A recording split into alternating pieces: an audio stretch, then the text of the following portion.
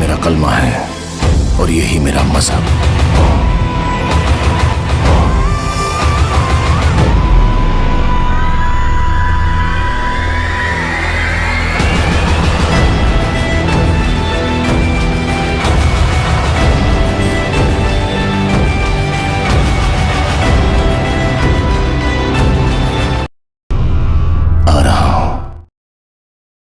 दोस्तों, मेहरबानों, कदरदानों, क्या हाल है।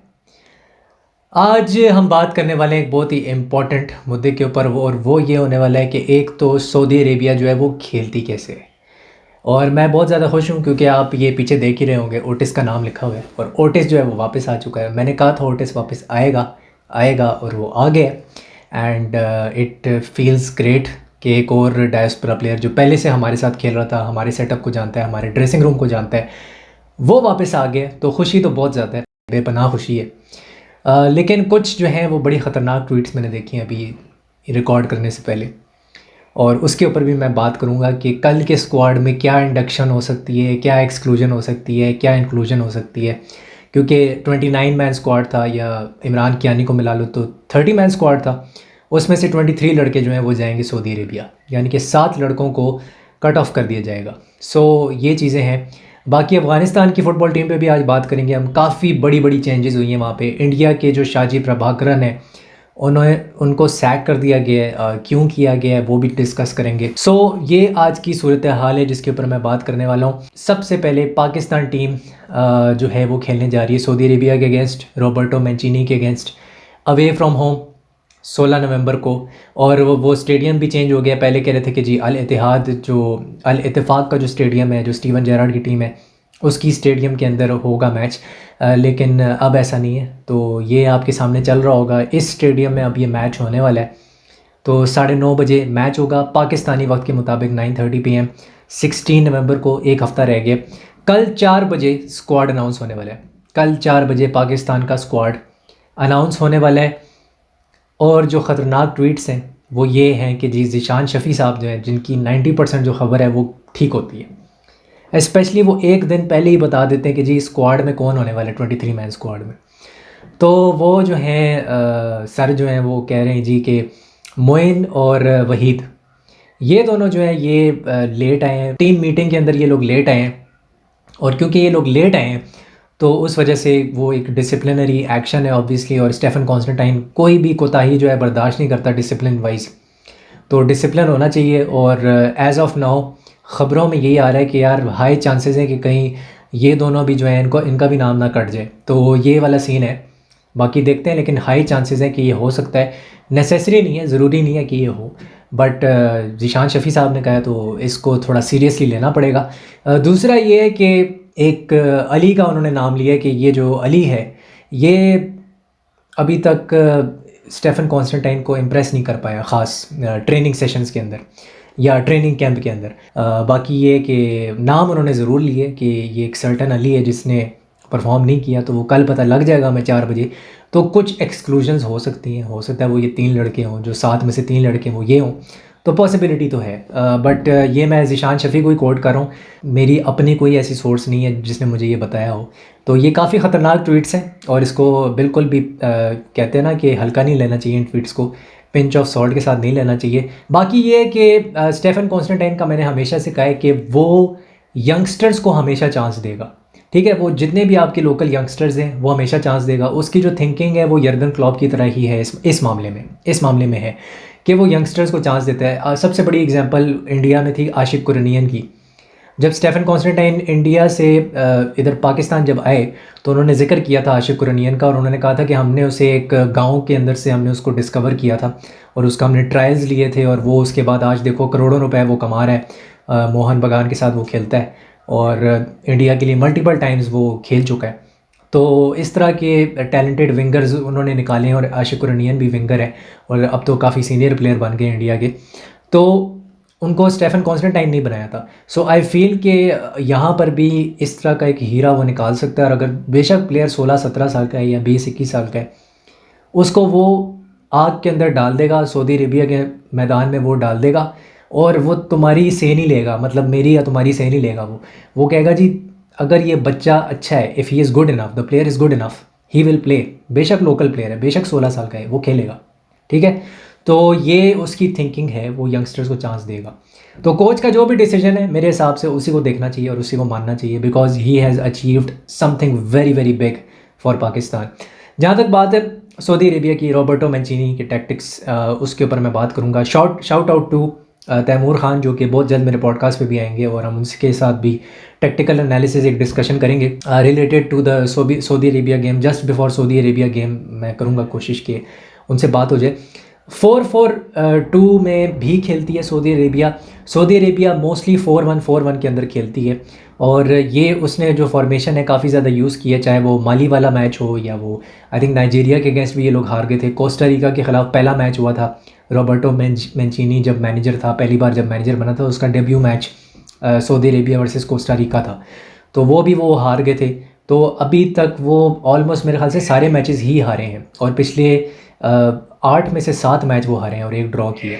तो काफ़ी ज़्यादा प्रॉब्लमेटिक चीज़ें चल रही हैं, एंड आई फील कि ये जो 4-1-4-1 का सिस्टम है, इसमें वो सिंगल पिवट के साथ खेलेगा।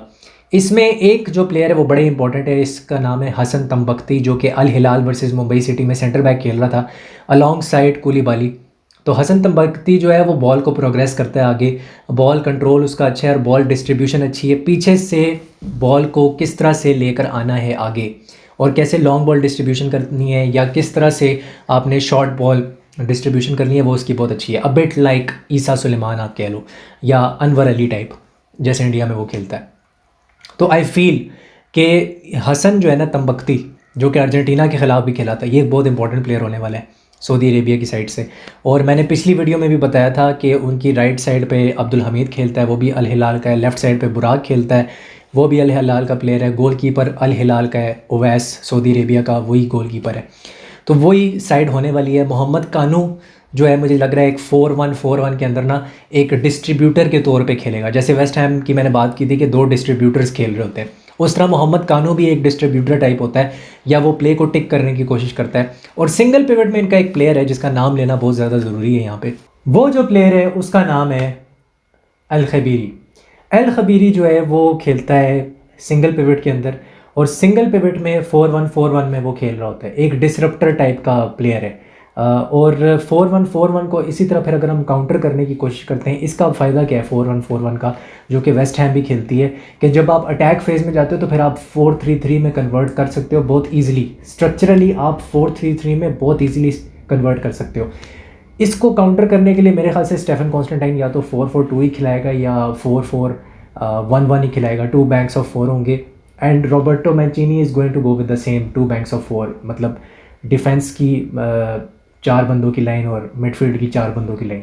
तो ये वो मेरे ख्याल से करने की कोशिश करेंगे। लेकिन अल खबीरी और मोहम्मद कानू, एंड ऑब्वियसली हम सब जानते हैं अल दोसारी, ये बड़े ख़तरनाक प्लेयर्स हैं। और अल शहरी भी अगर होगा तो वो इस तरह से खेलेंगे। लेकिन अच्छी बात यह है कि वो एक सिंगल स्ट्राइकर के साथ खेलेंगे।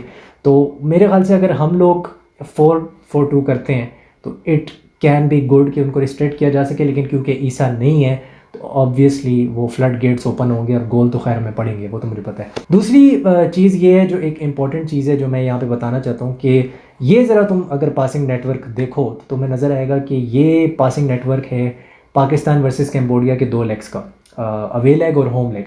उसमें तुम्हें ये अब नज़र आ ही रहा होगा, साफ दिख रहा है कि 4 नंबर की शर्ट और 5 नंबर की शर्ट, जो कि अब्दुल्ला इकबाल और ईसा सुलेमान है। यहाँ पे जो डिफेंस की लाइन है और मिडफील्ड की लाइन है, आलमगीर गाजी, और उसमें तुम्हें 8 नंबर शर्ट का रईस नबी नज़र आ रहा होगा। 21 का आलमगीर है, जो नंबर है उसकी शर्ट का, वो उसमें बहुत बड़ा डिस्कनेक्ट है। कोई पास की लाइन नज़र नहीं आ रही उसके अंदर। उसका बहुत बड़ा रीज़न ये है कि हम लॉन्ग बॉल फुटबॉल खेलते हैं। हमारा गोलकीपर विंगर्स को फीड करने की कोशिश करता है लॉन्ग बॉल, एंड ऑब्वियसली उसको चेंज होना पड़ेगा विद टाइम। लेकिन अभी हम लॉन्ग बॉल खेल रहे हैं तो वो क्लियर डिस्कनेक्ट नज़र आ रहा है बिटवीन रईस नबी, आलमगीर और अब्दुल्ला इकबाल और ईसा सुलेमान इस पासिंग नेटवर्क से। दूसरी चीज़ ये है जो बहुत ज़्यादा इंपॉर्टेंट है, और वो ये है कि XG, एक्सपेक्टेड गोल्स रेशो, हम 90 मिनट में कितने गोल्स मार सकते हैं, कितनी एक्सपेक्टेशन है कि हम 90 मिनट में इतने गोल करेंगे।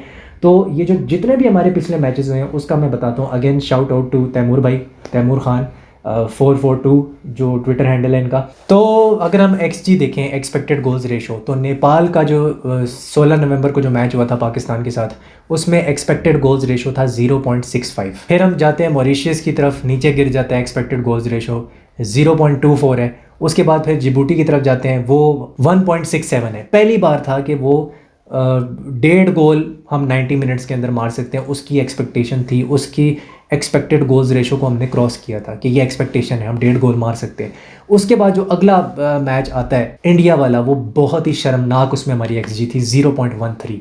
अभी आर्सेनल और सविया का मैच हुआ है चैंपियंस लीग के अंदर, उसमें सविया जो है उसका 0.04 था, इससे भी कम था, लेकिन ये भी बहुत शर्मनाक है। कुवैत वाला जो मैच था वो 0.82 XG था, एक्सपेक्टेड गोल्स रेशो। उसके बाद फिर अगर हम नेपाल वाले मैच पे आते हैं, जो सैफ चैंपियनशिप में हुआ था, वो 0.78 था। फिर हम कैम्बोडिया वाले मैचेस पे आते हैं, 0.28 ये जो अवे लेग था उसमें था, एंड जो हमने इस्लामाबाद में मैच खेला था वो 0.95 पर 90 मिनट्स ये इसका XG था। तो अगर तुम इन सारे XG को मिला के अगर तुम ये नोट करो कि सिर्फ जिबूटी वाले मैच में हमने 1.5 गोल के एक्सपेक्टेड गोल्स रेशो को पार किया, कि हम 90 मिनट्स में 1.5 गोल मारने की, हिंदी में जैसे कहते हैं, क्षमता रखते हैं या एबिलिटी रखते हैं। तो ये शर्मनाक है वैसे, अगर मैं आपको सच्ची बात बताऊं तो। अटैकिंग प्रोवेस हमारे पास नहीं है, क्लियरली नज़र आ रहा है, साफ नज़र आ रहा है कि अटैकिंग प्रोवेस तो है ही नहीं हमारे पास, प्लस हमारे पास कोई स्ट्राइकर भी नहीं था।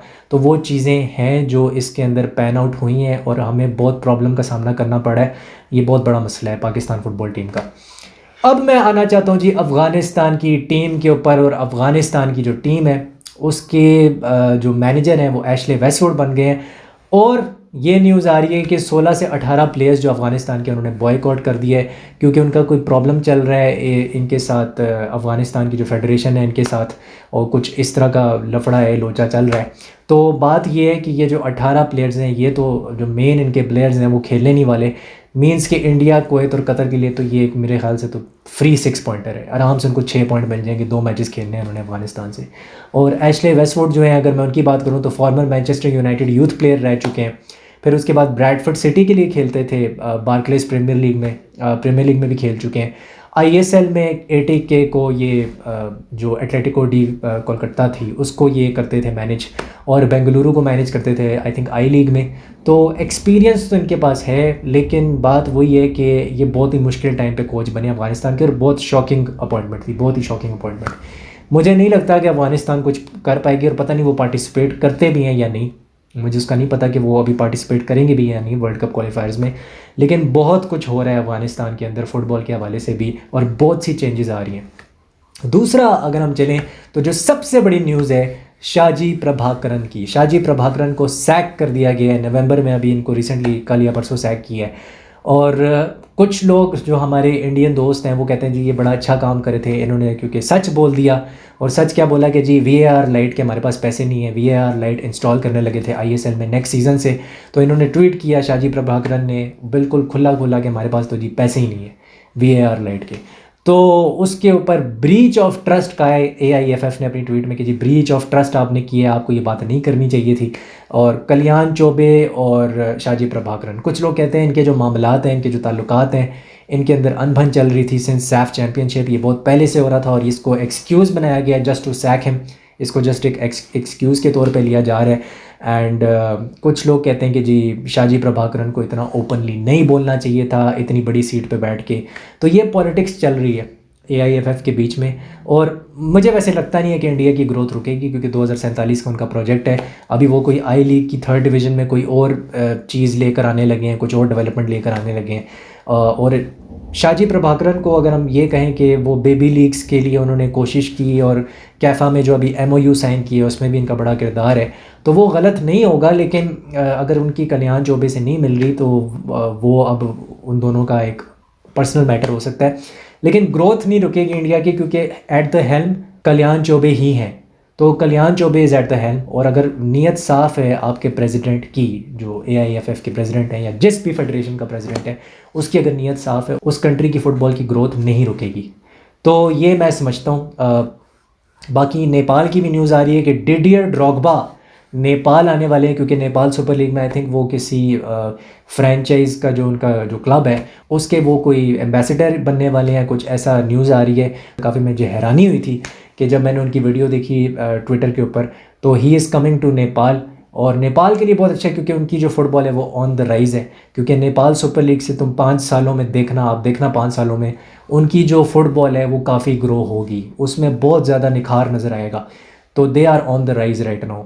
और मैंने लास्ट वीडियो में या कुछ वीडियोस पहले ललितपुर एफसी का नाम लिया था, जो कि नेपाल की नेपाल सुपर लीग का क्लब है, तो वो भी एक बड़ा फेमस क्लब बनता जा रहा है। तो ये चीज़ें हैं, बट आई थिंक ये जो सारा VAR का लाइट का जो मामला हुआ है इंडिया का, जो ख़ास तौर पे इसमें मैं एक और बात करना चाहूँगा कि भूटान ने $50,000 दिए VAR के लिए, $50,000 कि उनकी लीग में VAR आ जाए। तो उनके पास VAR है, दे स्पेंड $50,000 ऑन दैट। लेकिन इंडिया के पास अभी फ़िलहाल VAR लाइट भी नहीं है। नेक्स्ट सीज़न कह रहे हैं कि शायद हो जाए। तो ये सीन है। अब वो पैसा कहाँ जा रहा है AIFF का, जो भी वो कमा रहे हैं, किस तरह से वो उसको मैनेज करेंगे, ये तो अब AIFF ही बता सकती है। But let's see. अगर आपको वीडियो पसंद आई है तो लाइक करें, शेयर करें, सब्सक्राइब करें। ये थी मेरी आज की video. I see you soon in the next video. Hasta la vista.